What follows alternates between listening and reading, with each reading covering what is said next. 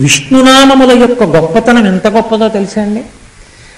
అసలు శాస్త్రంలో మంచం మీద పడుకుని ఏది చెయ్యడాన్ని అంగీకరించారు. అసలు ఇంకా మాట్లాడితే అనారోగ్యంతో ఉన్నటువంటి వ్యక్తి మాత్ర వేసుకోవడం కూడా మంచం మీద వేసుకోరు. ఒకానొకప్పుడు నాకు పెద్దలు మహానుభావులు, చాలా గొప్ప వ్యక్తి, ఆ మహాభాగవత భారతాది గ్రంథముల నుండి ఎన్నో పద్యములు ధారణలో ఉండి వ్యాఖ్యానం చేయగలిగిన వ్యక్తి.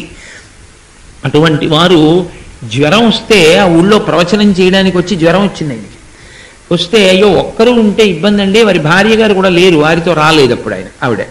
పెద్దవారు ఒక్కరు ఉన్నారు, రాత్రి జ్వరం ఎక్కువైతే ఇబ్బంది పెడతారు, మా ఇంటికి వచ్చేసేయండి అని నేను మా ఇంటికి తీసుకెళ్ళాను. తీసుకెళ్ళి పడుకోబెట్టాను, ఏదో ఈ మాత్ర వేసుకు పడుకోండి అన్నాను. అంటే ఆయన వద్దన్నారు. ఉండండి ఒక్కసారి కోటేశ్వరరావు అని నేను తెల్లబోయాను. శాస్త్రాన్ని పాటించడం అంటే అది గొప్పతనం, ఆచారం అంటే. ఆయన బ్రాహ్మణ పృష్ఠం నేలని తాకకూడదండి, ఏదైనా ఒక చిన్న బట్ట అక్కడ పడేయండి అని చెప్పి ఆ బట్ట మీద కూర్చుని అప్పుడు మాత్ర నోట్లో వేసుకుని మంచినీళ్ళు పోసుకున్నారు. మంచం మీద కూర్చుని మాత్ర వేసుకోవడానికి కూడా ఆయన ఒప్పుకోలేదు. మంచం మీద అసలు ఏ కొత్త బట్టలు కానీ ఏవీ తీసుకెళ్ళి మంచం మీద పెట్టరు. దూష్యము.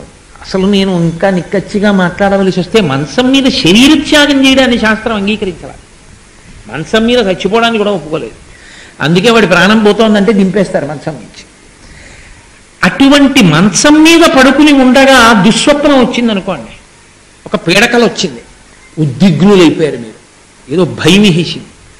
అయ్య బాబోయ్ అని మీరు నిజంగా ఏదో జీవితంలో ఒక దురదృష్టకరమైన సంఘటన అనుభవించినంతటి బెంగకి లోనైపోయారు. ఇప్పుడు అటువంటి దుస్వప్నం వచ్చిన దోషం పోవాలి అంటే ప్రాయశ్చిత్త కర్మ అని ఉంటుంది, మరునాడు చెయ్యాలి. అది చేస్తే పోతుంది, ఆ దుస్వప్నం వచ్చిన దోషం విరిగిపోతుంది. అథవా నిద్రలేస్తూ గజేంద్ర మోక్షాన్ని అంతటినీ ఒకసారి గుర్తు చేసుకోవాలి. నరనాథ నీకును నా చేత వివరింపబడిన గజరాజమోక్షణ కథ వినువారికి యశములిచ్చుని దురితాపహంబు దుస్వప్ననాశంబు దుఃఖ సంహారంబు అంటాడు కృష్ణ భగవానుడు. ఎవరు గజేంద్ర మోక్షాన్నంతటినీ కూడా ఒక్కసారి భావన చేస్తారో వాళ్ళకి దుస్వప్న ఫలితాలు పోతాయి. అంతసేపు తెల్లారే వరకు భయంతో ఎక్కడ పడుకుంటాడు? ఏదో రాకూడనంత చెడ్డకల వచ్చిందనుకోండి, ఇప్పుడు ఏం చెయ్యొచ్చు అని అడిగారు.